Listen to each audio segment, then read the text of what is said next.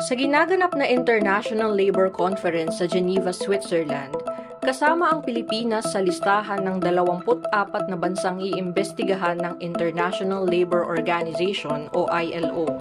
Dahil raw ito sa dumaraming kaso ng mga paglabag sa karapatan ng mga manggagawa.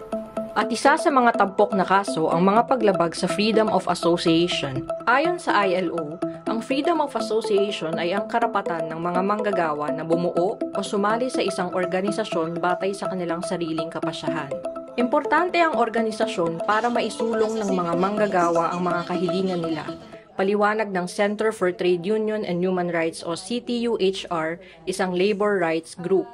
Yung mga manggagawa, syempre bilang isang vulnerableng sektor doon sa lipunan na syempre nakakaranas ng iba't ibang form ng mga pag-abuso at mga pagsasamantala, talagang pinakamalakas na pwede nilang pagkunan ng lakas ay ang mga pagbubuo ng mga organisasyon. Pero sa mahabang panahon, iba't ibang paraan daw ang ginagamit para buwagin ang mga organisasyong ito at takutin ang mga manggagawang sumali rito.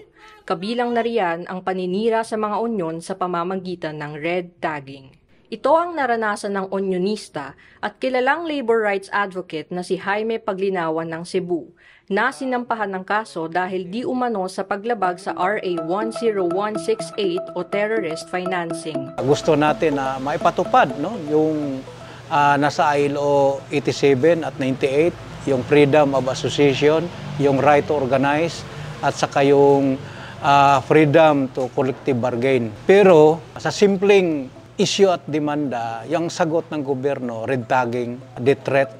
Dagdag ng CTUHR, kabilang din sa paraan para pigilan ang mga manggagawang sumali sa labor groups ang pangharas, paniniktik at iba pa.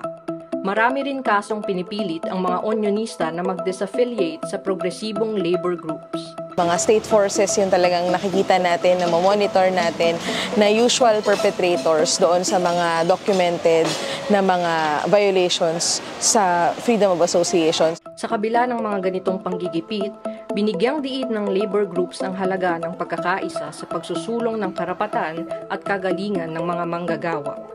Nakita namin na itong mga red tagging, gusto nilang patahimikin kami, gusto nilang hindi kami magbukasya para sa mga manggagawa, para sa makabuhay na sahod, para sa regularisasyon, para sa pag-uunyon at pagwilga. So dapat magparami pa ng mga organisasyon, dapat magpalakas ng pagkakaisa, dahil doon lang naman talaga huhugot ng lakas amidst dito sa mga nagpapatuloy na atake at paglabag sa karapatang pantao.